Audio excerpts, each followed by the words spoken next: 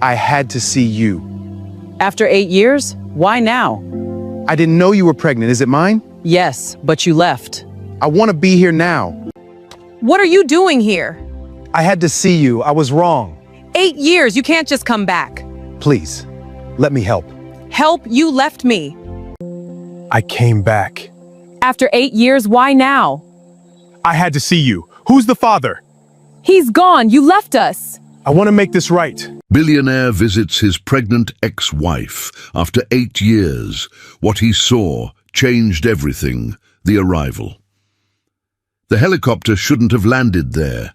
Dorian Ellsworth had told the pilot to set down at the regional airfield in Burlington, where a car would be waiting to take him to the Thibodeau property for a quiet professional assessment. Instead, fog had rolled in thick off Lake Champlain, and the pilot, a nervous young man named Oswin, who flew for the charter company Dorian's people used, had circled twice before pointing at a flat stretch of pasture and shouting over the rotor noise that it was the only safe option. So Dorian stepped out into a field of wet Vermont grass in handmade Italian shoes, holding a leather folder worth more than the truck parked beside the barn. And he understood, somewhere in the pit of his stomach, that nothing about this day was going to go the way he'd planned. He was 38 years old, and he owned things. That was how he thought of himself when he was being honest, which was rarely.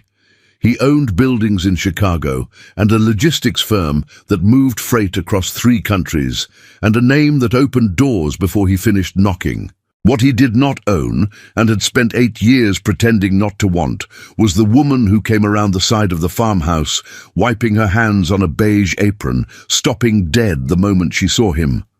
Anais. He hadn't said her name out loud in years. He'd trained himself not to, but it rose in his throat now like something with its own pulse, and he had to press his lips together to keep from speaking it. She was older, of course. They both were. But it wasn't the years that made his breath catch. It was the rest of her. The dark green dress, faded from washing, the apron, the dust on her forearms. And beneath the apron, impossible to miss, even from 40 feet away, the swell of a pregnancy so far along that she carried one hand against the small of her back, the way women do in the final stretch. She was pregnant, heavily, undeniably pregnant. Dorian's mind, which moved fast through numbers and contracts and the soft spots in other men's negotiating positions, went completely, perfectly blank. "You," she said. Just that. Not a question, not a greeting. The single syllable landed flat between them in the wet morning air. Anais. His voice came out rougher than he intended. The fog. We had to land. I didn't know this was... You didn't know this was my farm. Her eyes moved past him to the helicopter sitting in her pasture like a giant insect, blades winding down. Funny, because Halloran Acquisitions has been sending me letters about this land for 4 months, and Halloran Acquisitions is yours. It wasn't technically. It was a subsidiary 3 layers down, the kind of arrangement his lawyers built precisely so his name never appeared on the paperwork that mattered. But she'd always been able to do that, to slice straight through the structure he hid behind and put her finger on the truth underneath. "It's a holding I have an interest in," he said carefully. She laughed. It was not a kind sound. An interest. Right. She turned and walked back toward the rows of staked tomato plants that ran in long green lines toward a weathered barn, and she crouched, slowly, carefully, one hand on her belly, and resumed picking ripe fruit into a wooden crate as though he weren't there at all. Dorian stood frozen for a long moment, then he did the math. He couldn't help it. It was reflex, the same reflex that had made him rich. 8 years since the divorce. He'd seen her exactly once in that time, 4 months ago, at a charity thing in Boston he'd attended, only because a board member had insisted, and she'd been there as the guest of someone, and they'd ended up in a hotel bar at 2 in the morning, saying things they'd both sworn for years they'd never say again, and then a night neither of them had spoken of since. A night he'd convinced himself meant nothing because the alternative, that it had meant everything, was unbearable. 4 months ago. He looked at her belly again, at the unmistakable size of it, and the blank space in his mind filled suddenly with a roaring he couldn't name. Anaïs! He crossed the field, ruining his shoes in the mud, until he stood at the edge of her tomato row. How far along are you? She didn't look up. That's none of your business, Dorian. How far along? Go home. Her hands kept moving, plucking, sorting. Go back to Chicago and your towers and your subsidiaries and leave me alone. I sold you nothing. I'm selling you nothing. This land was my grandmother's and it'll be my child's, and there is no number you can write on a check that changes that. My child's, not our. Of course not our. She had no reason in the world to give him that word, but the timeline sat in his chest like a stone, and he could not let it go. I need you to tell me when this baby is due, he said quietly. Please, I'm not asking about the land. I swear to you, I'm not asking about the land. Something in his voice, maybe the please, a word she'd rarely heard from him in the years they were married, made her go still. She stayed crouched among the tomatoes, her back to him, her shoulders rising and falling. Why? She said finally. Not a question, a warning. Because I think... He stopped, started again. Because if you're as far along as you look, then 4 months ago in Boston wasn't... Don't! She rose, fast for a woman her size, and turned to face him with a fury that made him step back. Her dark eyes were bright with something that wasn't quite anger. Don't you dare stand in my grandmother's field and do arithmetic at me. You lost the right to count anything of mine 8 years ago. Is it mine? The words were out before he could stop them, blunt and graceless and shaking. For a long moment she said nothing. The wind moved through the tomato stakes. Somewhere behind the barn, a horse snorted and stamped. A red-tailed hawk turned slow circles over the green hills that rolled away east toward the mountains, and the whole bright valley seemed to hold its breath along with him. You should go, Anaïs said. Her voice had changed, quieter, more careful, and that frightened him more than the fury had. The fog's lifting. Your pilot can take you out of here in 20 minutes, and you can forget you ever landed. Anaïs, I mean it, Dorian. She pressed both hands to the underside of her belly, and for just an instant her composure cracked, and he saw underneath it something exhausted and afraid. I have spent 8 years building a life that doesn't have you in it. I have a farm that's barely surviving, and a baby coming, and people who depend on me, and I cannot let you walk back in and blow it all apart again. Not again. I won't survive it again. Not again. Not the divorce again. Not the night his mother had sat across from her in that Chicago penthouse with a folder of papers and a voice like a closing door. He didn't know that part yet. He didn't know about the folder, or the forged letter inside it, or the thing Anaïs had carried alone through the worst winter of her life 8 years ago, while he stewed in his offices 3,000 miles from the truth. He didn't know any of it, but he was about to start finding out. Just answer me one question, he said. One. And then, if you tell me to leave, I'll leave. I'll never set foot on this land again. Halloran will withdraw every offer. You'll never hear my name. I promise you. She studied him with the wariness of a woman who'd learned the hard way what his promises were worth. One question, she said. When is the baby due? Anaïs Thibodeau looked at him across the rows of her grandmother's tomatoes in the bright, clean Vermont light, with the hawk turning overhead and the mud cooling around his ruined shoes, and he watched her decide something, watched some last wall inside her give way to a weariness too old to keep fighting. December, she said. The baby's due in December. December. He counted again, helplessly. The way a man counts the seconds after lightning, waiting for thunder he already knows is coming. 4 months ago had been the end of March. The numbers locked into place, and the ground seemed to tilt beneath him.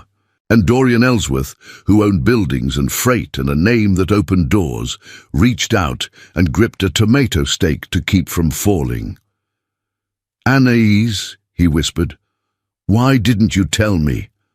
And from the direction of the barn, a man's voice called out, sharp and territorial, "Annie, everything all right out there?" A tall figure stepped from the barn's shadow, broad-shouldered, sun-browned, a pitchfork in one hand, and a look on his face that said he knew exactly who Dorian was, and exactly how unwelcome. Anaïs's eyes flicked toward the man, then back to Dorian, and something flickered across her face that he couldn't read.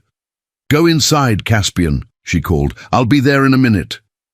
But Caspian didn't move, and neither did Dorian, and the December baby turned just then, beneath its mother's hands, as if it too had decided that nothing about this day would go the way anyone had planned.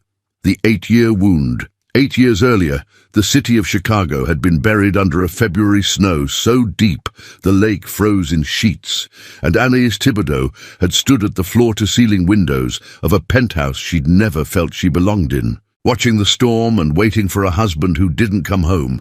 She'd been 26 then, newly married, 18 months into a life that had swept her up out of a community garden in the South Side, where Dorian had first seen her, of all places, photographing produce for a co-op brochure, and deposited her into a world of charity galas and prenuptial clauses, and a mother-in-law who smiled the way a knife smiles, Camille Ellsworth.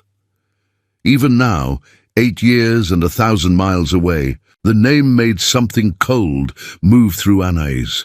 She stood in her farmhouse kitchen in Vermont the morning after Dorian's helicopter had torn open her quiet life, and she gripped the edge of the sink and let herself remember the thing she'd spent so long refusing to, because Dorian was outside right now, sleeping in the cab of a rental truck he'd had driven up from Burlington. He'd refused to leave. Of course he'd refused. The man had never in his life accepted a no he didn't want, and sooner or later he was going to start asking the right questions, and when he did, the answers were going to gut him. She knew that.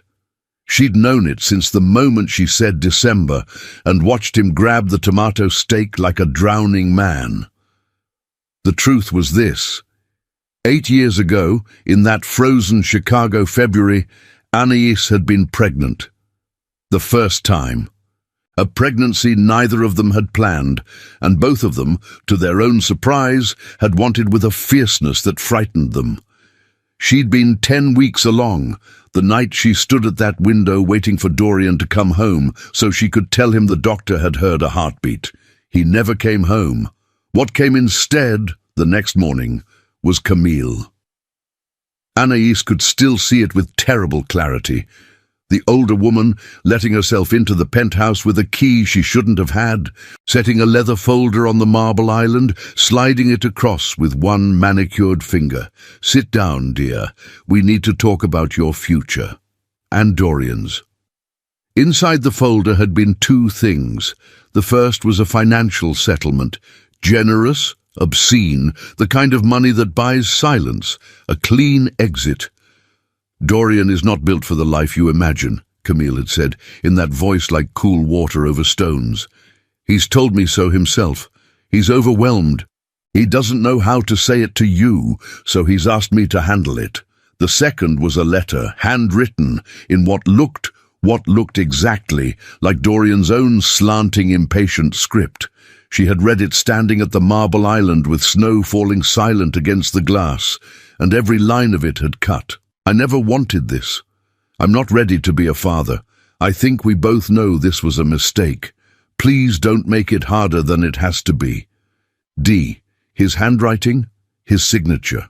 The little crossed D he always made.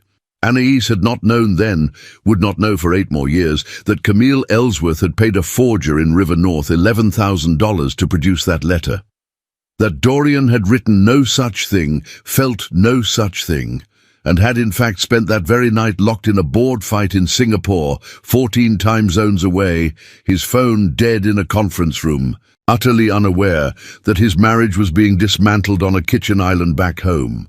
All Anais had known was his handwriting, and the heartbeat in her belly, and the cold, complete certainty that the man she loved had decided, the moment things got real, that she and the baby were a mistake he wanted erased. She had signed nothing. She'd taken not $1 of Camille's money. Whatever else they would say about her later, no one would ever say she'd been bought. She had simply packed one suitcase, left her wedding ring on the marble beside the folder, and walked out into the snow. And 3 weeks later, alone in a cheap motel outside Albany, on her way to her grandmother's farm, she had lost the baby. She told no one, not her grandmother, who was dying that spring and didn't need the weight of it. Not the few friends who'd survived the marriage, and certainly not Dorian, who by the time he'd flown back from Singapore and found her gone had, according to the lawyers, according to Camille, according to the silence, apparently accepted her departure as a relief. He hadn't fought it. That was the part that had finished her. He hadn't called, hadn't come, hadn't done a single thing a man does when his wife disappears. The divorce had gone through by mail, clean, efficient, exactly as the letter had promised. She hadn't understood then that a man can't fight a battle he doesn't know is happening.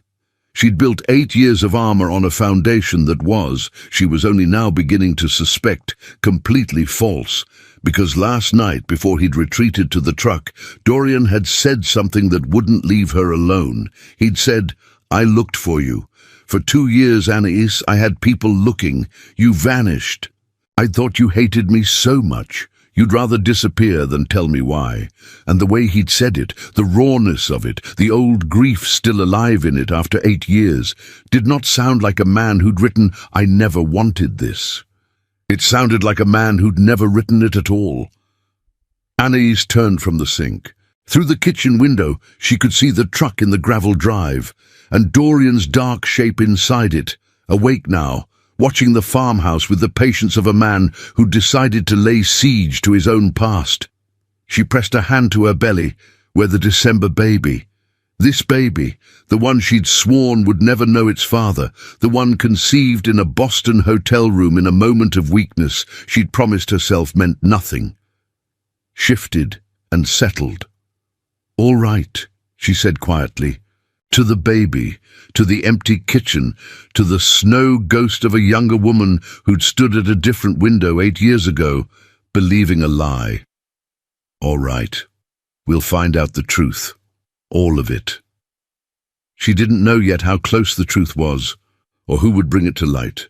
She didn't know that 200 miles south, in a Connecticut estate, Camille Ellsworth kept an old leather folder in a wall, safe behind a Rothko, kept it not out of sentiment, but out of the careful instinct of a woman who never destroyed evidence she might one day need as leverage. She didn't know that Dorian, sleepless in the truck through the long Vermont night, had finally begun to pull at the one thread in the story he'd accepted for 8 years that had never quite made sense. Why a woman who loved him as fiercely as Anais had would leave without a single word. And she didn't know that the tall farmhand watching all of this from the barn, Caspian, who'd appeared on her farm 14 months ago with good references and a quiet manner, and a willingness to work for less than the job was worth, had taken a phone call at dawn, stepped behind the equipment shed where he thought no one could hear, and said into the phone, low and urgent, "He's here. Ellsworth himself. No, I don't think he knows about the land yet. Looks personal, real personal. Yeah, I'll keep you posted. Just make sure my cut doesn't change." Anais poured 2 cups of coffee. Then, squaring her shoulders the way her grandmother had taught her to square them against any storm, she carried them out across the cold gravel to the truck where her ex-husband waited, to begin the conversation that would unravel 8 years of careful, painful, beautifully constructed lies. She tapped on the window. Dorian rolled it down, and the morning light caught his face, and she saw he'd been crying. "We need to talk," she said, "and you're not going to like where it starts." The cold reunion. The coffee had gone lukewarm by the time Anais finished. They'd moved to the farmhouse porch. Neutral ground, she'd decided, somewhere she could stand, and he could sit, and there'd be a railing between them like a small wooden border on a map. The morning had burned the fog off the hills, and the valley lay open and green below them, and Dorian Ellsworth sat in her grandmother's old rocking chair, holding a chipped mug he hadn't drunk from, listening to a story that was taking him apart, one sentence at a time. She told him about the folder, the settlement, the letter. When she got to the letter, to the words "I never wanted this," to the crossed D she'd recognized as his own hand, Dorian set the mug down on the porch boards very slowly, as if any sudden movement might shatter something, and said in a voice she'd never heard from him in all the years she'd known him, "I never wrote that. I know your handwriting, Dorian. I was in Singapore." He looked up at her, and his eyes were wrecked. February 8th through the 14th, 8 years ago. The Hartwell merger. My phone died in a conference room, and the hotel's system was down for 2 days. There was a typhoon warning. Half the city lost power. I came home on the 15th and you were gone. The penthouse was empty. Your ring was on the counter. His hands had started to shake. There was no letter, Anais. There was no folder. I never saw any of it. I came home to an empty apartment and a wedding ring, and 8 years of trying to understand what I did. The world tilted under her, the same way it had tilted under him in the tomato field. "That's not possible," she whispered. But even as she said it, she heard the truth in him, heard it in the specific dates, the typhoon, the dead phone, details no liar bothers inventing. "My mother had a key," Dorian said. The words came out flat, deadened, a man reading his own indictment. "She always had a key. I never changed the locks because I trusted her, because she was my mother." He stood, too fast, and gripped the porch railing. "She told me you left because you couldn't handle the life, that you'd said as much, that you'd taken a settlement and didn't want to be found. I believed her, Anais. For 8 years I believed my own mother over." He couldn't finish. Anais sat down hard on the porch step. Somewhere in the lower field, a horse whickered. The enormity of it pressed down on her. 8 years built on a forgery, a marriage murdered by a woman in a Connecticut estate, 2 people who'd loved each other torn apart by a lie they'd each been handed from opposite ends. "There was a baby," she heard herself say. "8 years ago. I was 10 weeks along. I was waiting up that night to tell you the doctor heard a heartbeat." Dorian went absolutely still. "I lost it," she said. 3 weeks after I left, in a motel outside Albany, alone." She wasn't crying. She was past crying for that winter. She'd done all of it years ago. "So when you ask me why I didn't tell you about this one," she pressed a hand to her belly, "that's why. Because the last time I trusted you with a baby, I ended up grieving one by myself in a room that smelled like cigarettes and bleach, and I swore on my grandmother's grave I would never put a child of mine within reach of your family again." For a long moment, Dorian didn't move. Then he crossed the porch and lowered himself onto the step beside her, not touching her, careful, a foot of space between them, and put his face in his hands, and the broad shoulders of the man who owned buildings and freight began to shake. "I'm sorry," he said into his palms. "I'm so sorry. I wasn't there. I'll never be able to fix that I wasn't there." "No," she agreed quietly. "You won't." They sat like that a long time, 2 people on a porch step with 8 years and 1 lie and 2 babies. 1 lost, 1 coming, between them. It was Caspian who broke it. He came up from the lower barn with a coil of fence wire over one shoulder, and he stopped at the bottom of the porch steps, and his eyes moved between the 2 of them, Anaïs's red-rimmed eyes, Dorian's wet face, with an expression that tried to be concern, and landed somewhere nearer calculation. "Annie," The vet's coming at noon for the mare, and the back fence is down again where the elm came through. A pause. You want me to handle it, or you got company all day? There was an edge under the politeness, a staking of territory, and Dorian, even gutted, even drowning, caught it. He lifted his head and looked at the farmhand properly for the first time, and something in him sharpened. "I'll handle the fence," Anais said, starting to rise. "You will not," both men said at once. They looked at each other. The air between them changed. "She's 8 months pregnant," Dorian said. "She's not stringing fence wire." "With respect," Caspian said, in a tone that held none. "You flew in this morning. I've been running this place 14 months. I know what she can and can't do." "Both of you stop it!" Anais snapped, and the sharpness in her voice cut clean through whatever was building. She stood, slowly, one hand on the railing, and faced them down like a woman who'd spent 8 years being the only adult in every room she entered. "Caspian, do the fence. Dorian—" She hesitated, and he saw the cost of what she said next written all over her. "Stay. For now. We're not done talking. But understand me. You are a guest. On my land, by my permission. The second that stops being true, you're gone, helicopter or no helicopter. Are we clear?" "We are clear," Dorian said. Caspian held his gaze a beat too long, then shouldered the wire and walked off toward the back fence, and Dorian watched him go with the particular attention of a man who'd built a fortune reading other men. "How long has he worked for you?" he asked. 14 months. Why? Where'd he come from? References.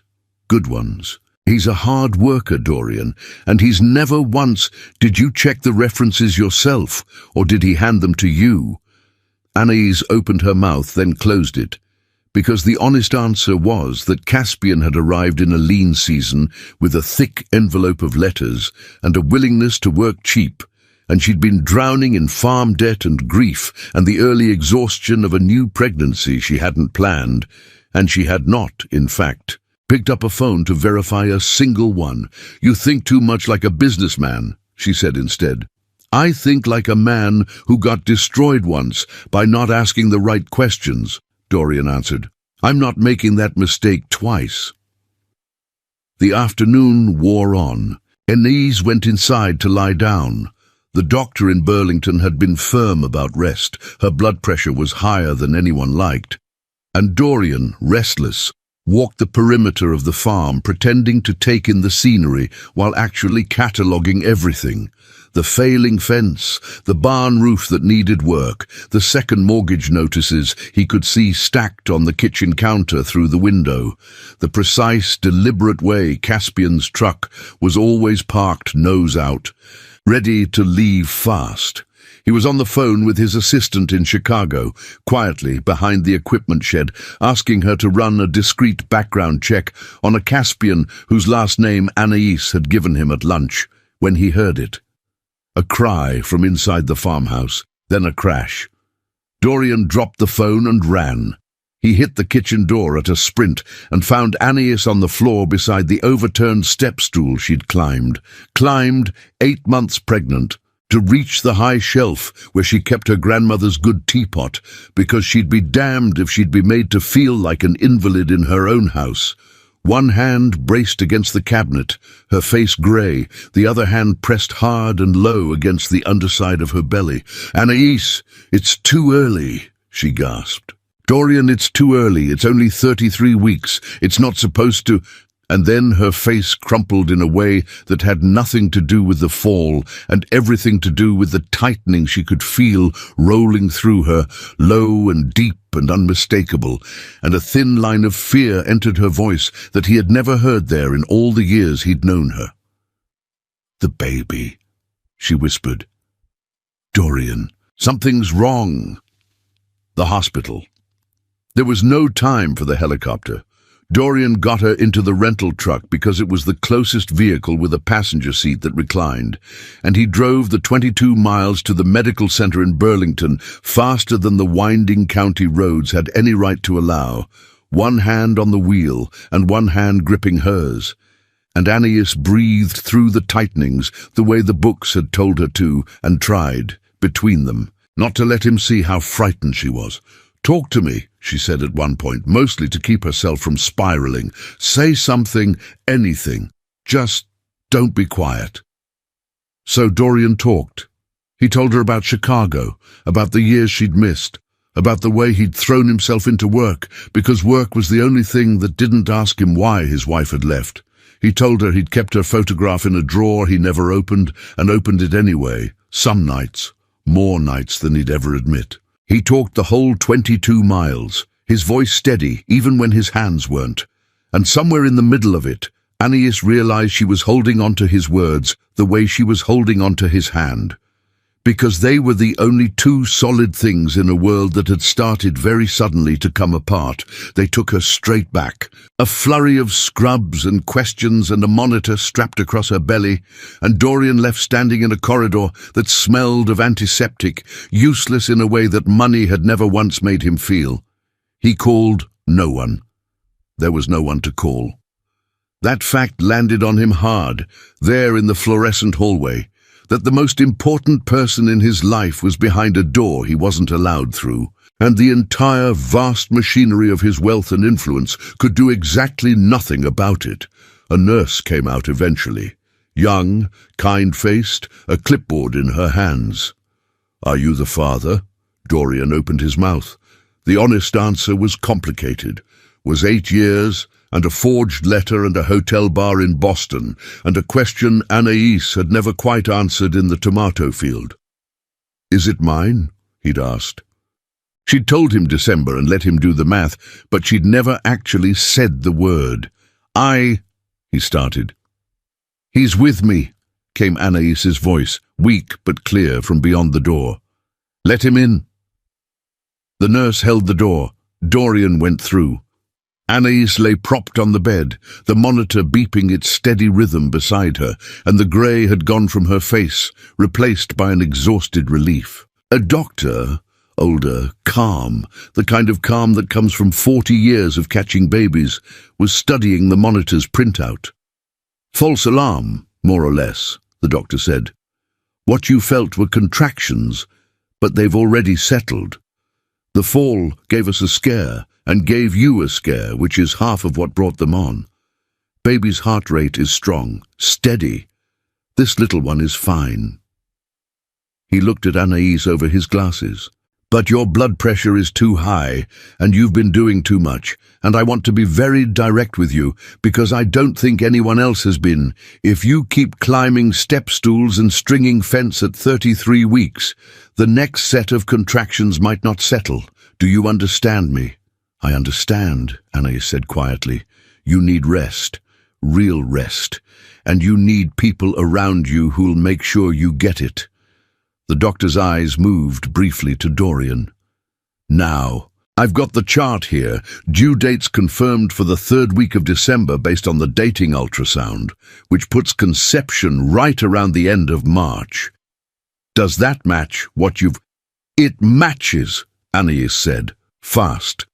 But the doctor, harmless and thorough, was already flipping a page on the clipboard, already moving on to the next bit of administrative business with the half-attention of a man who'd said this same sentence 10,000 times. "Good, good. And we'll just confirm for the file. Father's name listed here as Dorian Ellsworth, that's correct. You'll want to update the emergency contacts before you—" The room went very quiet. Dorian turned to look at Anais. She had gone still against the pillows, and he understood all at once what the doctor had just said, without meaning to say anything at all, that somewhere in the intake paperwork, in a moment of crisis with a clipboard pushed at her and a pen in her hand, Anais Thibodeau had written his name in the blank that asked for the father's, not Caspian's, not unknown, not a blank line left empty. His. "You're listed as the father," the doctor said, to Dorian now, mild and oblivious, tapping the line on the chart. "Sir, you're the father. Did you want to be added to the contact list, or—" "Yes," Dorian said, His voice cracked clean down the middle on the single syllable. Yes, add me to everything.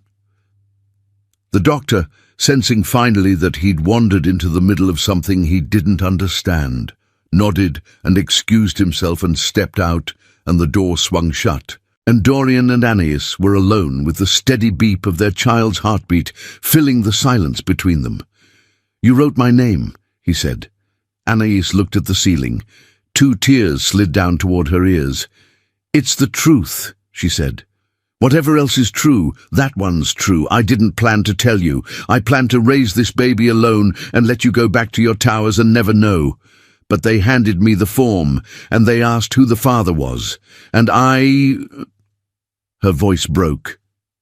"I couldn't write a lie. Not on that. Not on the one piece of paper that's about her." Her. Dorian crossed the room. He took Anais's hand, really took it this time, both of his around it, the way he hadn't let himself in the truck. "It's a girl? It's a girl." A wet, helpless laugh escaped her. "I wasn't going to tell you that either." He brought her hand to his mouth and held it there, his eyes shut, and when he could speak again, his voice was a wreck. "I missed the first one, the one in the motel. I wasn't there, and I'll carry that the rest of my life. But I'm here for this one, Anais. I'm here right now, and I am not going anywhere, not back to Chicago, not to any tower, nowhere.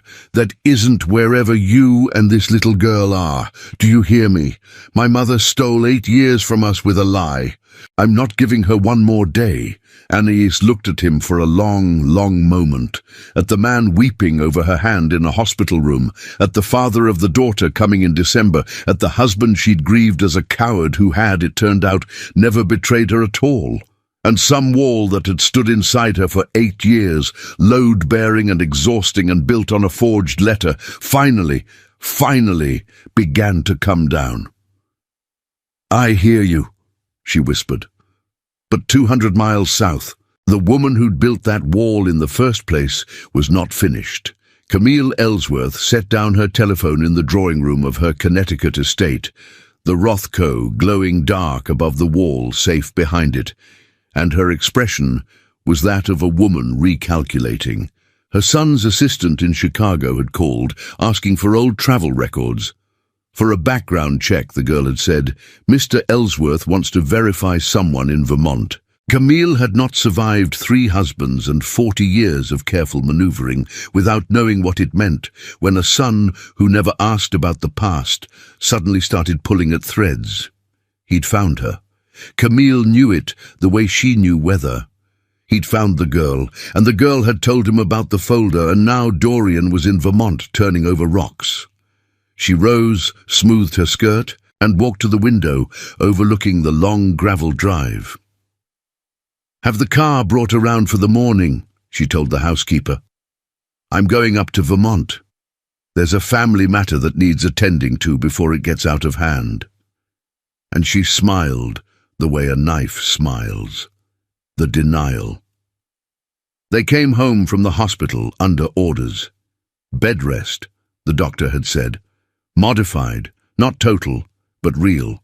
No fences, no step stools, no 22-mile drives unless someone else held the wheel. And Anais, who had spent 8 years being the only person she could rely on, found herself in the strange, unbearable position of being told to lean on someone, and not knowing how.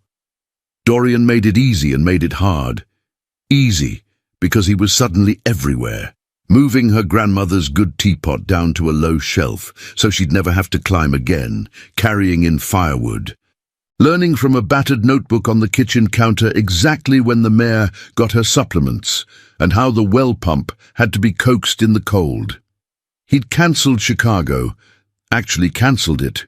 She'd heard him on the phone with his board, his voice flat and final. "I'm in Vermont indefinitely. Run it without me or don't run it, I don't care which." This from a man whose entire identity she'd once believed was the company. Hard, because every kind thing he did was a brick pulled out of the wall she'd spent 8 years building, and she did not trust the ground underneath. "You'll leave," she told him.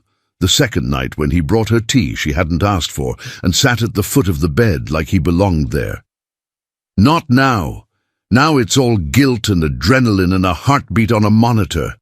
But the baby will come, and the weather will turn, and one morning you'll wake up in a drafty farmhouse 2 hours from the nearest decent restaurant and remember you own half of Chicago, and you'll go, and I'll have let her get used to you.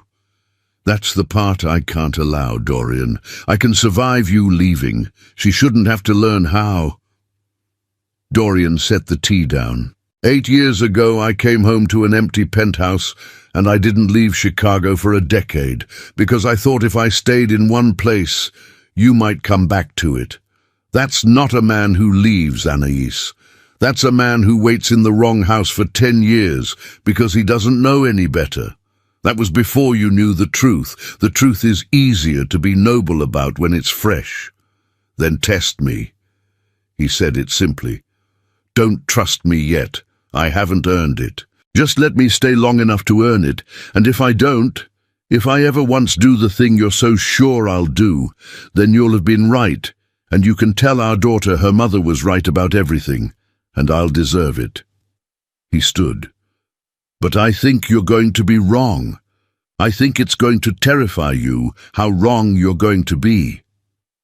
She didn't answer, but she didn't tell him to go either, and they both knew that meant something. The wrongness, when it came, did not come from Dorian. It came up the gravel drive the next morning in a black town car with Connecticut plates, and Anais saw it from the bedroom window and felt 8 years collapse to nothing in the space of a single breath. "Dorian!" Her voice came out strange. "Your mother is here." She watched him go very still at the kitchen doorway.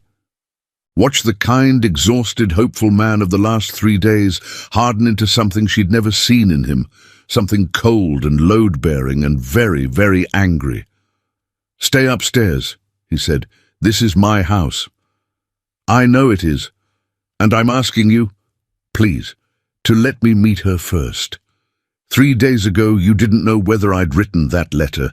You deserve to watch me prove whose side I'm on." He was already moving toward the door. "Stay at the top of the stairs if you want. Hear all of it. But let me stand between you and her, just this once. Let me be the thing that stands in front of you." So she stood at the top of the stairs, one hand on the banister and one on her belly, and she listened. Camille Ellsworth came through the farmhouse door without knocking, the way she'd come through the penthouse door 8 years before, and she surveyed the worn furniture and the wood stove and the second mortgage notices on the counter with a single sweeping glance that priced everything and valued none of it. "Darling," she said to Dorian, lifting a powdered cheek, "what a journey. You couldn't have chosen somewhere with a paved road." Dorian did not kiss her cheek. "Why are you here, Mother?" "Because my son has gone dark and started running background checks and cancelled an indefinite amount of business to play farmhand in the mountains, and a mother worries." She set her handbag on the kitchen table. "I'm here to bring you back to your life before you embarrass yourself. This," a flick of the wrist at the whole farm, the whole valley, the woman she knew was listening upstairs, "is a fantasy, a guilt fantasy. You always did have a savior streak. It's not love, Dorian, it's penance, and penance burns out." "I know about the letter," Dorian said. The room changed. To her enormous credit, or her enormous guilt, Camille did not pretend not to understand.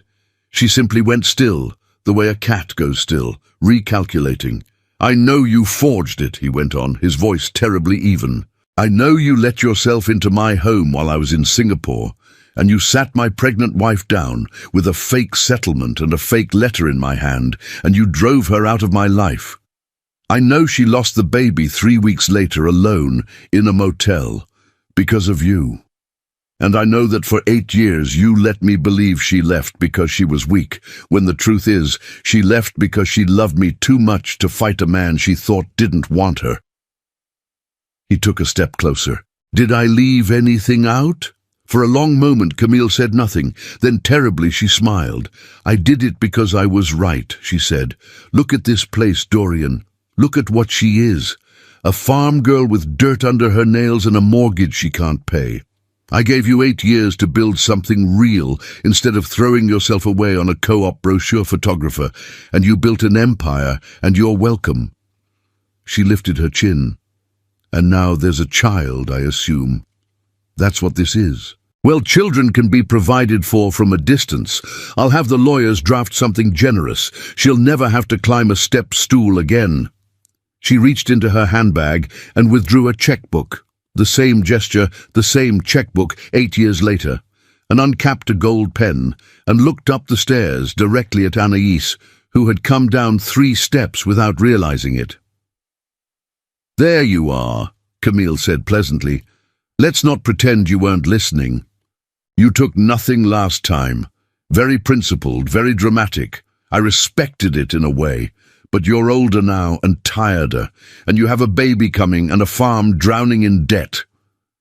The pen hovered. "So let's both be adults. Name a number, make it large, and give my son back his life."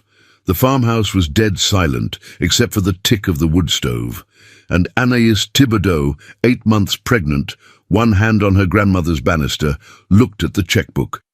And then at Dorian, standing between her and his mother exactly as he'd promised, and she opened her mouth to answer. The betrayal resurfaces. "Put the checkbook away, Camille." Anaïs came down the last 3 stairs slowly, her hand never leaving the banister, and she crossed the kitchen to stand beside Dorian, not behind him, beside him, and she looked the older woman dead in the eye. "You couldn't buy me at 26 when I had nothing," she said. "You're certainly not buying me now that I know what you are. You stole 8 years and a baby from 2 people who loved each other. There's no number for that. There's no check that covers it, and you will not write your granddaughter's name in the same breath as a dollar amount. Not in my grandmother's house." Camille's pleasant mask slipped just at the edges. "You sentimental little—" "Get out," Dorian said. "Dorian! Get out of her house, Mother. Get in your car and understand that the next conversation we have will be through attorneys, because I'm going to spend whatever it takes to find out exactly who you paid to forge that letter. And when I do, that's not just a family matter anymore. That's a felony." He opened the door. The cold valley air poured in. "You taught me how to win, I'll give you that. You're about to find out how well I learned." For one suspended moment, Camille Ellsworth looked at her son as though seeing a stranger. Then she capped the gold pen, returned the checkbook to her handbag with a steadiness that was almost admirable, and walked out into the grey morning without another word. The town car crunched away down the gravel drive and was gone. Anaïs let out a breath she felt like she'd been holding for 8 years. "You stood in front of me," she said quietly. "I told you I would." She turned to him, and something in her face had finally, fully changed. The wariness gone or going, replaced by something raw and frightened and real. "I believe you," she said. "God help me, after everything."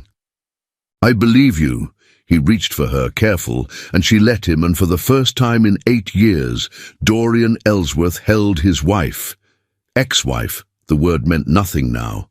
In a warm farmhouse kitchen, while their daughter turned between them, and the wood stove ticked, and outside, the first hard flakes of an early Vermont winter began to fall. It should have been the end of the storm. It was the eye of it.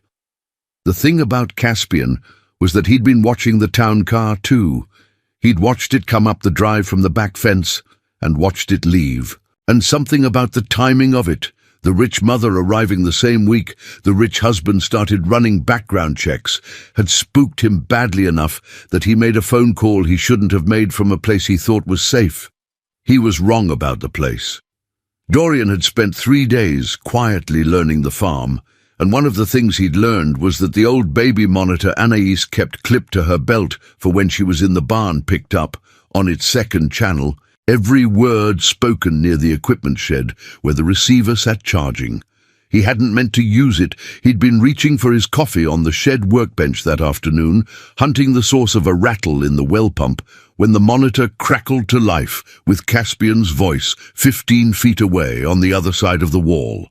Don't care what the timeline was, the survey's the only thing that matters. No. Listen to me. Alaran walked, but my guy at Brookmore Development still wants the parcel, and the only thing standing in the way is her clean title. Yeah. The grandmother's will. There's a gap in it. The transfer to Anais was never properly recorded with the county. I've seen the deed box. It's all in the house. If Brookmore files a claim before she fixes it, she's tied up in court for 2 years, and she sells for pennies just to make it stop. My cut's 15% of the flip, same as we agreed. I'll get the deed box. She trusts me. She's about to have a baby. She's not watching the paperwork. Dorian stood frozen behind the shed wall, coffee cooling in his hand, and felt something very old and very cold come back to life in his chest. The part of him that had built an empire by knowing always exactly where the knife was coming from. Caspian wasn't a farmhand who drifted in on good references. He was a plant, placed 14 months ago, before Boston, before the baby, before any of it, by a development company that wanted the land and had figured out the fastest way to it was a flaw in a dying woman's will and a trusted man inside the house. And the references Anais had never checked were forged. The irony of it nearly took his legs out from under him. A forged document had destroyed this family once. A second one had been quietly working to finish the job for 14 months. He didn't confront Caspian. Not yet. You don't tip your hand the moment you see the cards. Camille had taught him that, the one useful thing.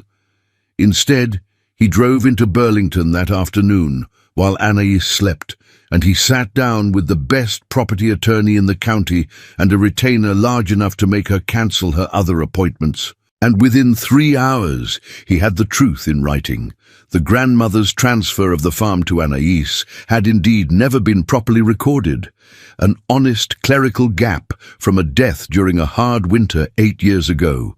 The title was vulnerable.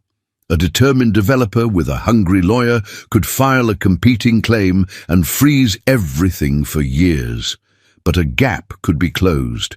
A transfer could be properly recorded, quietly, immediately, before any claim was filed. It was a race, and Dorian Ellsworth had spent his whole life winning races other people didn't know they were in. The attorney drew up the documents. They needed Anaïs's signature, the original deed from the house, and a filing at the county office, which closed at 5 and didn't open again until after the long Thanksgiving weekend. It was Wednesday, the day before Thanksgiving, and when Dorian got back to the farm at dusk, snow falling harder now, headlights cutting through the white, he found Caspian's truck gone from its usual nose-out spot and the kitchen door standing open, and Anais on her knees on the floor of the front room beside the open empty deed box, her face white as the snow coming down outside. "It's gone," she said. "The deed, the will, all of it.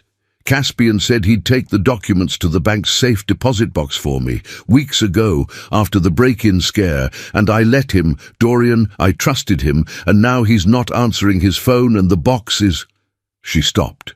Her hand went to her belly. Her face changed. "Anais!" "That's not—" Her breath caught. A long, low tightening rolled visibly through her, and this one did not settle. Outside, the storm thickened, the county road already vanishing under white, the nearest plough hours away. "Dorian, it's not stopping this time. It's not—" "Oh." She gripped his arm hard enough to bruise. "I think it's coming. I think she's coming now." The reckoning. The first thing Dorian did was the hardest thing for a man like him. He stopped thinking about the land. The deed was gone. Caspian was gone. Brookmore Development was out there somewhere in the storm, holding the only documents that protected the only home Anais had ever felt safe in. And Dorian looked at his wife on her knees on the front room floor, gripping her belly, and he let all of it go. The land could be fought for later. The land was just land. "Okay," he said, kneeling, taking her face in both hands. "Okay. Look at me. The baby comes first. Everything else can burn. Do you understand me? Everything else can burn. We're getting you to Burlington." But Burlington was 22 miles away, and the county road outside had vanished under a foot of fresh snow, and when Dorian got the truck started and pulled to the end of the gravel drive, the headlights showed him the truth. A wall of white, the road unplowed and unfindable, drifts already cresting the fence line. He made it half a mile before the back wheels lost the road entirely, and the truck slewed sideways into a drift and stopped. He sat for 1 second with his hands on the wheel and his heart slamming. Then he called 911, and a dispatcher with a tired, steady voice told him what he already knew. The plows were 2 hours out. The medical transport couldn't run the county roads in this, and the nearest ambulance was on another call across the valley. "Get her warm. Get her safe. We'll talk you through it if it comes to that. People had babies in farmhouses for a long time before they had hospitals, sir. You're going to be all right." He carried Annius back inside through the snow. He built the fire up high. He found every clean towel and sheet in the house and the battered notebook where her grandmother had written everything down and tucked into the back of it. God bless that woman. Dead 8 years and still looking after her own, were 3 pages in faded ink, titled "If the Baby Comes and the Roads Are Closed," because the Thibodeau farm had been 2 hours from a hospital in a hard winter for 100 years, and this had happened before. "Your grandmother left us a map," Dorian said, showing her, and Annius laughed through a contraction, wet and disbelieving. Of course she did. She never trusted a road in her life. The dispatcher stayed on the line, speakerphone propped on the side table, her calm voice threading through the long hours. The storm threw itself against the windows. The contractions came closer, and in the spaces between them, because there were spaces, long ones, and a laboring woman and a frightened man have to fill the time with something. They talked. Really talked, the way they hadn't in 8 years, the way they hadn't even in the 3 days since he'd landed. "I have to tell you something about the deed," he said during one of the quiet stretches, mopping her forehead. "And you're going to be angry, and that's fair." She told him she already knew, not the details, but enough. She'd seen the empty box. She'd done her own math on Caspian. 14 months, she said bitterly. "He held my horses' heads when the vet came. He fixed my well pump. He sat at my table at Thanksgiving last year and ate my food. And the whole time he was a forged reference and a hungry developer's inside man," Dorian finished. "I know. I'm going to fix it, Annius. I swear to you on this baby's life, I am going to fix it, but not tonight. Tonight there's only one thing in the world I care about, and she's about to arrive." Annius looked at him in the firelight, sweat-soaked and exhausted, and 8 years passed believing in him. "Say it again. There's only one thing in the world I care about. No." Another contraction was building. He could see it gathering in her face. The other part, the part about the land not mattering. "Say it again so I believe a rich man actually said it." So he said it again, holding both her hands, the fire roaring and the storm screaming and the dispatcher's calm voice waiting on the line. "It's just land, Anais. You're not. Our daughter's not. They can have every acre, and I'll buy you a new farm and a new mountain and a new valley to put it in. There is nothing on this earth I will not trade for the two of you. Everything else can burn." And Annius Thibodeau, who had grieved this man as a coward, who had built 8 years of armor on a forged letter, who had sworn on her grandmother's grave never to let him near a child of hers, looked at the father of her daughter through the haze of a contraction, and finally, fully, without reservation, let herself love him again. "Okay," she gasped, as the wave crested and her body bore down with a force that brooked no argument. "Okay, Dorian, it's time. It's really time," the dispatcher said, "when I feel like I have to." "Oh, I have to. I've got you," he said, moving to where her grandmother's 3 pages told him to be, his hands steady now in a way they'd never been in any boardroom. "I've got you. I'm not in Singapore. I'm not 3 time zones away. I'm right here. Push when your body tells you. I've got her. I've got you both." The storm raged. The fire burned. The dispatcher counted, and somewhere out in the white night, 200 miles south and oblivious, Camille Ellsworth's town car sat snowbound at a closed interstate ramp. The woman who'd stolen the first baby unable to reach the birth of the second, while in a fire-lit farmhouse, her son knelt on his grandmother-in-law's pine floor and prepared, with his own 2 hands, to catch his daughter. "I can see..." Dorian's voice broke entirely. "Anaïs, Anaïs, I can see her head." The birth. She came into the world by firelight, in the front room of a farmhouse 100 years old, while a blizzard sealed the valley shut and a 911 dispatcher named Marlowe counted breaths through a phone propped on a side table. Dorian Ellsworth caught his daughter in his own 2 hands. He would never for the rest of his life be able to describe the next 30 seconds in a way that did them justice. He would try, at dinner parties years later, when someone asked how they'd met, when someone asked about the night of the storm, and the words would always fall short. There was the slick, impossible weight of her. There was the held breath of the whole house. There was the dispatcher's voice saying, "Rub her back, get her crying, you want to hear her cry." And then there was the cry itself, thin and furious and astonishing, filling the firelit room, the single most important sound he had ever heard. "She's crying," he said, or sobbed, or both. "Anaïs, she's here, she's crying, give her to me." Anaïs was reaching, weeping, laughing. "Give her to me, give her to me." He laid the baby on her mother's chest, and Anaïs folded around her daughter, and for a moment the storm and the stolen deed and the 8 stolen years all ceased to exist. There was only the fire and the 3 of them, and a girl who'd arrived a few weeks early into the worst weather in a decade and announced herself anyway, loud and alive. "Hi," Anaïs whispered into the dark, wet curls. "Hi, there you are. We've been waiting for you." Dorian pressed his lips to his wife's sweat-soaked hair and his hand to his daughter's tiny back, feeling it rise and fall, and the man who'd owned buildings and freight and a name that opened doors understood, finally and completely, that he had never owned a single thing that mattered until this exact moment, on this floor, in this storm. "Marlowe," he said hoarsely to the dispatcher. "She's here. She's breathing. They're both..." He looked at Anaïs, and the words died in his throat, because Anaïs had gone pale, not the exhausted pale of a woman who'd just given birth on a farmhouse floor. Something else. Something wrong. The color was draining out of her face the way water drains from a tipped glass, fast and complete, and her arms around the baby had gone loose, and when she looked up at Dorian, her eyes weren't quite focusing.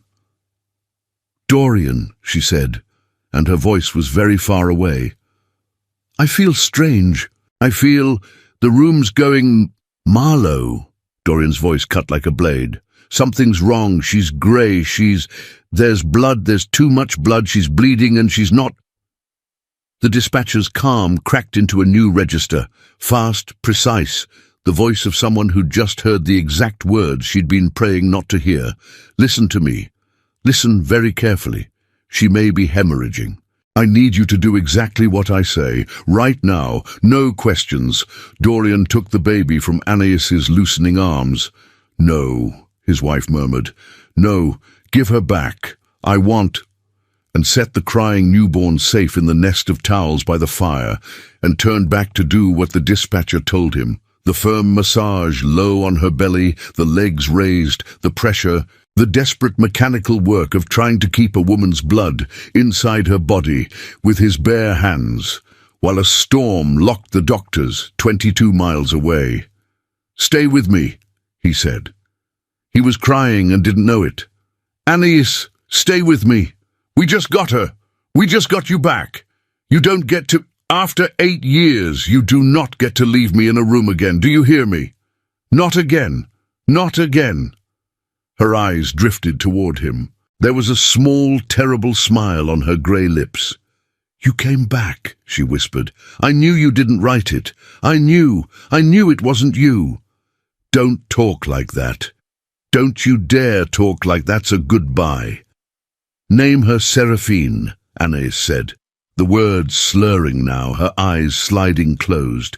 It was my grandmother's middle name, Seraphine. Tell her about the garden, where you found me, the co-op brochure. Tell her I was happy that day. Tell her I was happy at the end. You tell her. He gripped her face. You tell her yourself, Anais. Open your eyes. Open your eyes. And outside, through the howl of the storm, came a sound Dorian had stopped letting himself hope for. The deep diesel growl of a county plough truck breaking through the drifts on the county road. And behind it, lights strobing red and blue against the falling snow. A four-wheel drive ambulance that had spent 2 hours fighting its way up a road that didn't exist, following the plough inch by inch toward the only lit window in a dark white valley. Headlights swept across the front room wall. A fist hammered the door. In here! Dorian roared, his hand still pressed to his wife, the baby screaming by the fire, the dispatcher's voice still threading from the phone. She's bleeding. She's unconscious. In here. Hurry, please, God, hurry. The door burst open in a blast of snow and cold, and 2 paramedics in storm gear. And the last thing Dorian saw before they moved him aside and took over was Anaïs's face, slack and grey in the firelight, and his daughter's tiny fist beating the air, and 8 years of stolen time hanging in the balance of the next 60 seconds. But the fight to stay. They didn't lose her. It was close. Closer than anyone in that firelit room would ever say out loud afterward. The paramedics got the bleeding controlled with the storm still screaming against the windows, and they ran an IV line and packed her and radioed ahead. And then the long white-knuckle crawl back down the ploughed county road to Burlington. The plough truck leading the way like a stubborn diesel angel, Dorian in the back of the ambulance with Seraphine, zipped inside his coat against his chest, and his wife's cold hand in his other fist, saying her name over and over like a man who'd decided that if he just kept saying it she couldn't leave. A postpartum hemorrhage, the doctors said later. Severe.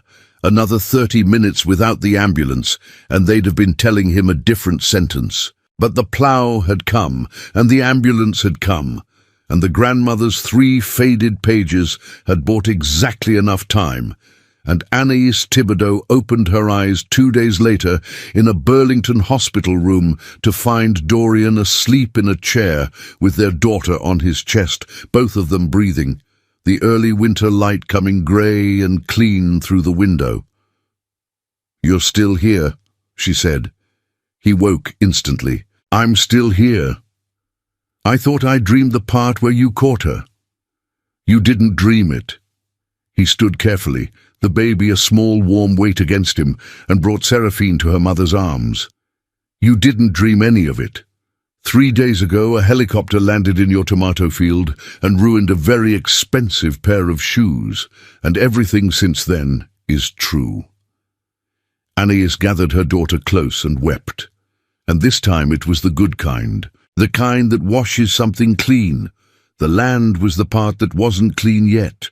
Brookmore Development filed their claim the Monday after Thanksgiving, exactly as Caspian's phone call had promised, a competing interest in the Thibodeau parcel, citing the unrecorded transfer, seeking to freeze the property in litigation until a rightful chain of title could be established.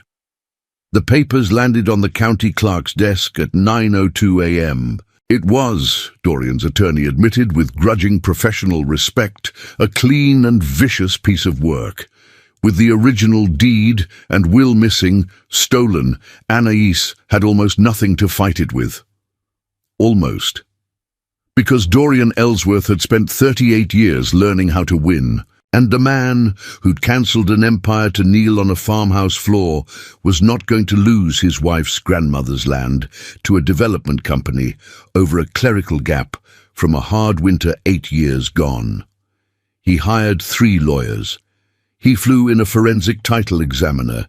He had the county's microfilm archives pulled and read by hand. And he made one phone call he'd been saving to the private investigator who'd been quietly building the file on the forger his mother had paid in River North 8 years ago.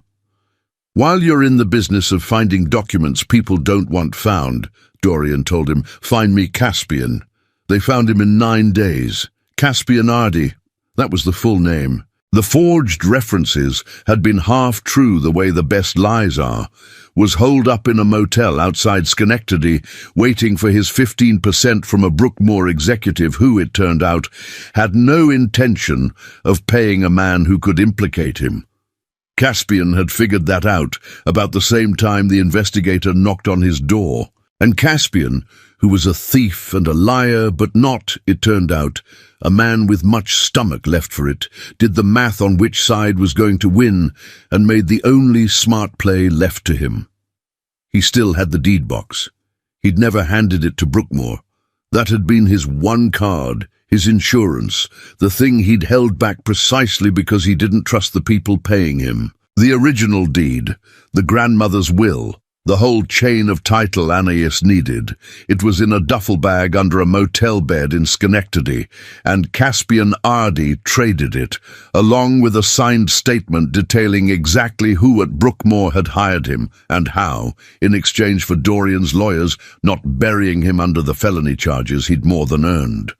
"Why'd you keep it?" Dorian asked him, the once in a lawyer's office with a recorder running. "You could have handed it over months ago and been paid."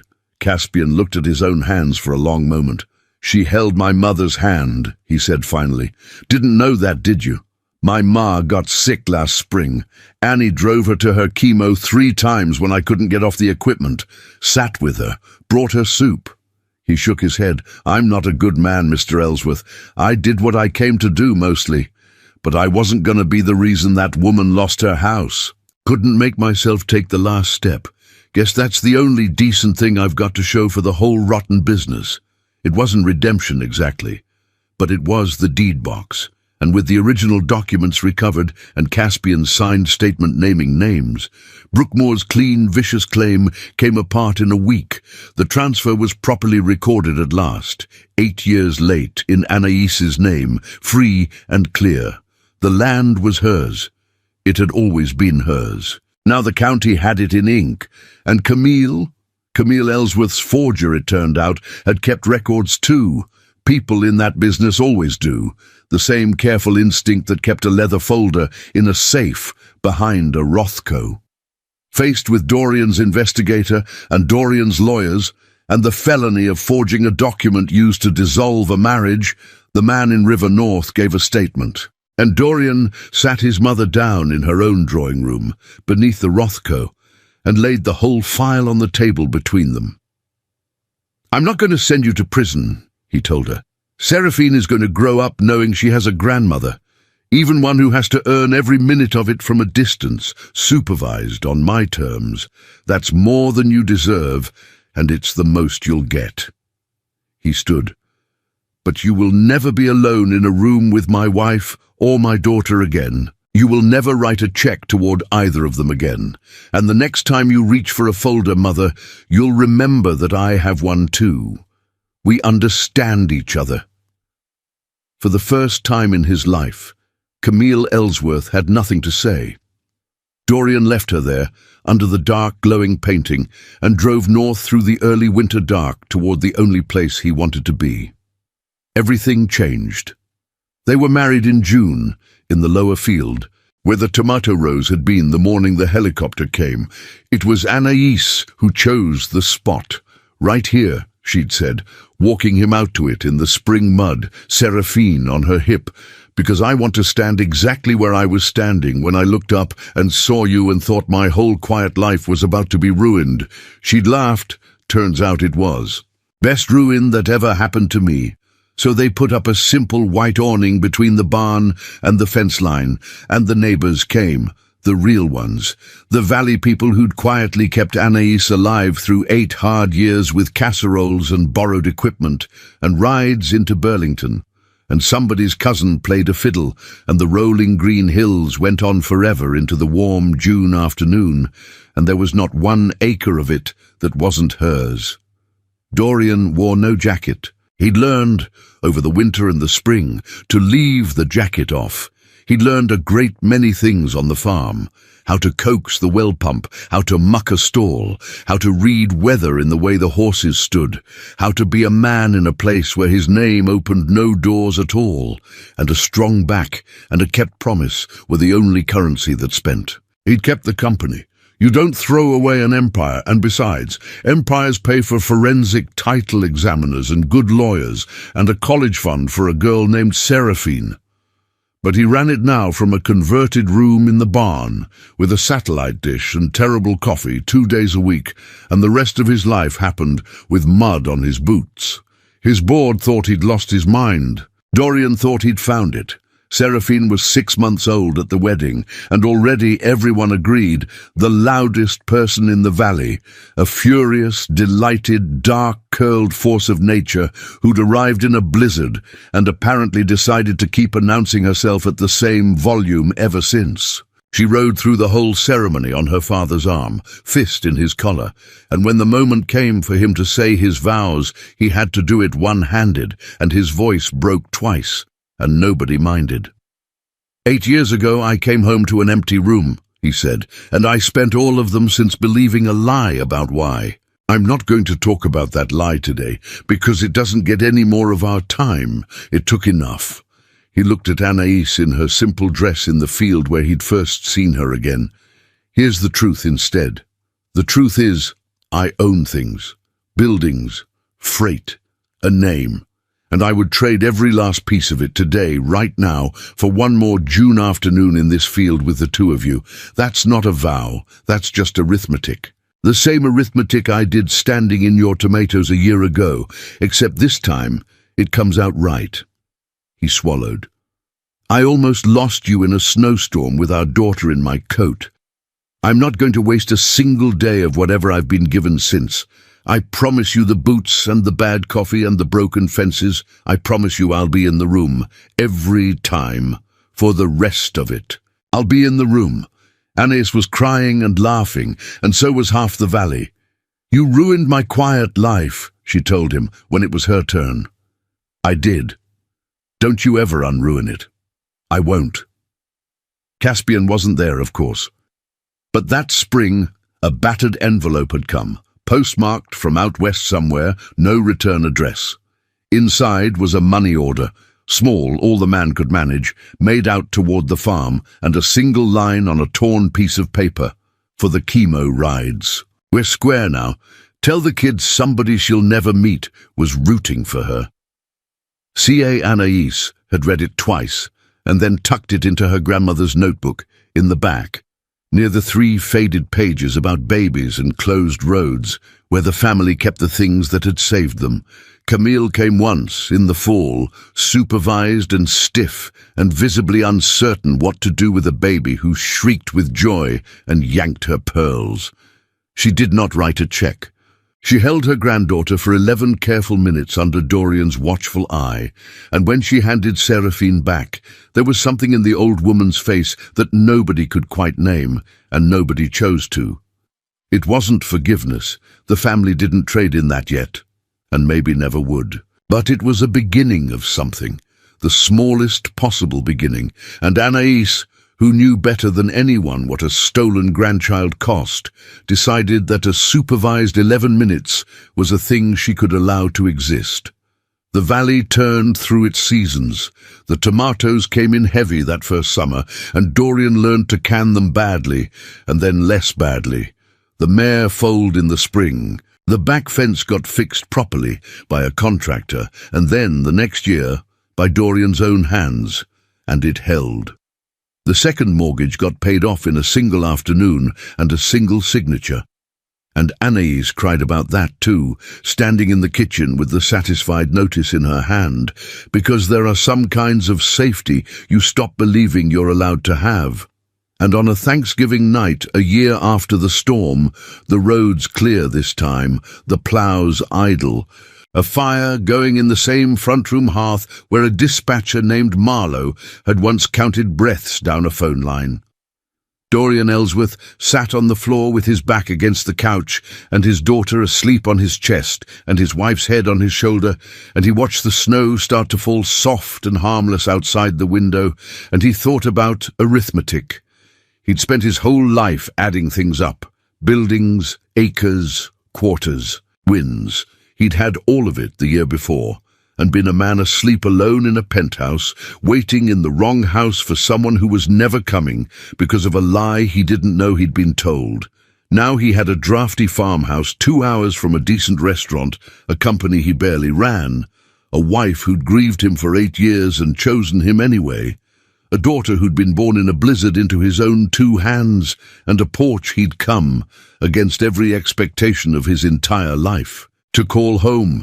The math came out the same every time he ran it now. It came out enough. It came out more than enough. It came out the way a thing comes out when you finally, after 8 stolen years, stopped counting the wrong column.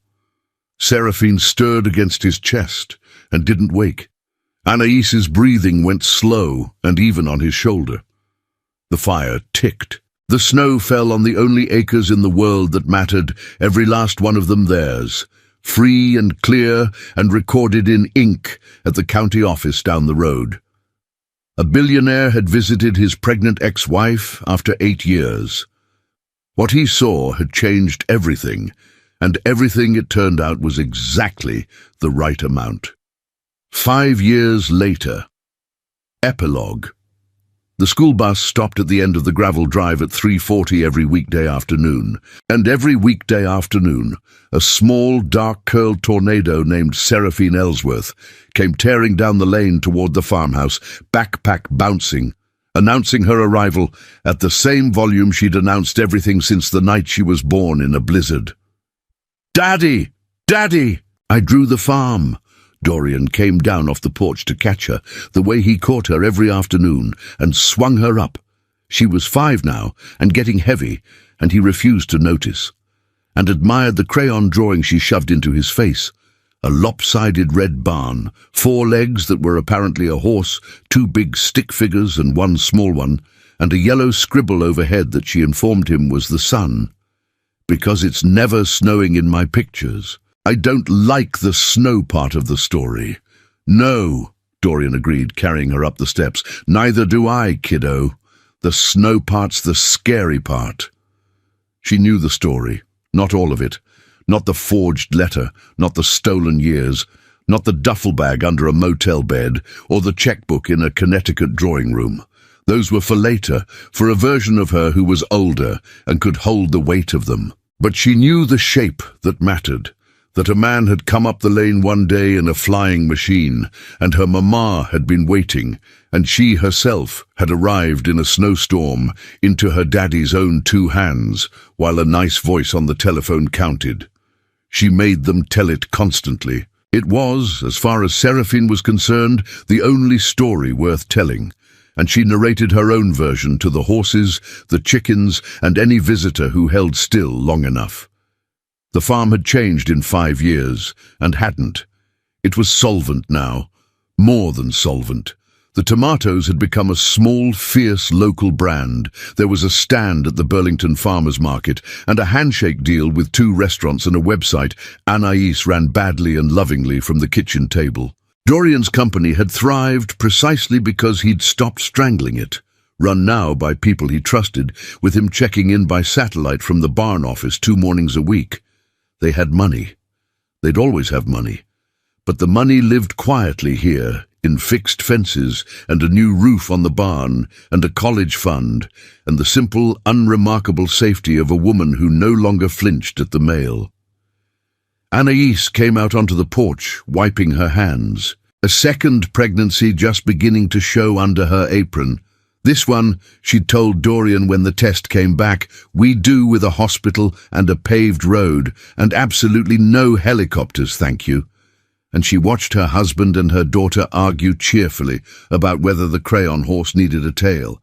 and she let herself feel the thing she still didn't entirely trust after all this time, that it had held, that he had stayed, that every single morning for 5 years she had woken up and he had been in the room, exactly as he'd promised, on a farmhouse floor with a storm screaming outside. "You're staring," Dorian said without looking up. "I'm allowed. I married you." "You did." He set Seraphine down to chase a chicken and crossed to his wife and put his hand on the new small curve of her, the way he hadn't been allowed to do the first time, the way he would never once take for granted. "Best ruin that ever happened to you. Don't get smug. I'm still deciding. You've been deciding for 5 years. It's a big decision." He laughed and kissed her, there on the porch in the late spring light, with the hills rolling green and endless behind them, and their daughter shrieking joyfully at a chicken who wanted nothing to do with her. Camille died that autumn. It was not dramatic, and there was no deathbed reconciliation, because life is not always a telenovela, and some wounds simply scar over without ever quite healing. She'd had her supervised hours over the years, a careful handful of them, twice yearly, always on Dorian's terms, and Seraphine knew her as a stiff, formal old woman who smelled of expensive powder and never quite knew what to do with a loud child. There was no scene, but near the end she'd asked to see Anaïs alone, and Anaïs, who knew better than anyone in the world what the woman had cost her, had gone. What was said between them stayed between them. Anaïs never told even Dorian the whole of it. But she came home quiet that evening, and she went out to the lower field where the tomatoes were, and she stood a long while in the spot where a helicopter had once landed, and when she came back inside, she said only, she knew what she did. At the end, she knew, "That's enough. I don't need her sorry. I just needed her to know," in the will, because Camille Ellsworth never in her life did anything without a document. She left the entire bulk of her estate not to Dorian, who didn't need it, but in trust to Seraphine, and to the new baby coming, and to any further children of my son and his wife. It was the closest thing to an apology the woman was capable of.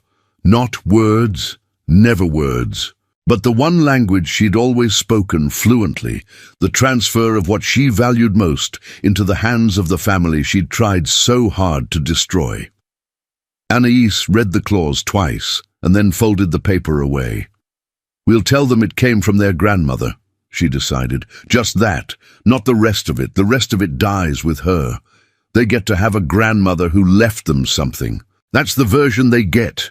Dorian looked at his wife, at the woman who'd been driven out into the snow by that old woman's lie, who'd grieved a baby alone in a motel because of her, and who had just chosen freely to hand their children a kinder story than the true one, and he thought not for the first time that he had married someone far better than he'd ever deserved. On a Thanksgiving night 6 years after the storm, the house was full. Some valley neighbours, the ones who'd kept Anaïs alive in the lean years and got invited to everything now, a foaling mare's worth of children underfoot, a turkey Dorian had brined according to a printout he'd studied like a merger document. Seraphine, 6 now, and self-appointed mistress of ceremonies, made everyone go around the table and say the thing they were thankful for, and groaned theatrically when the adults got sappy. When it came to Dorian, he held his newest daughter, born in a hospital. On a paved road, no helicopters, just as promised, a serious, quiet baby named after Anaïs's grandmother's first name, the way Seraphine had been named for her middle one. And he looked down the long, crowded table at the whole impossible life of it. "I spent a lot of years," he said, "counting the wrong things. I was real good at it, best in the business." Seraphine rolled her eyes. She'd heard this kind of thing before. "Then I landed in a tomato field by accident, and somebody made me start counting the right ones, and it turns out I'm even better at that." He looked at Anaïs. "I'm thankful for the accident. I'm thankful for the storm. I'm thankful for every single thing that went wrong, because it's the only road that led here, and I wouldn't trade 1 foot of it. Okay, that's too sappy, Seraphine announced. Mama, it's your turn. Say a short one.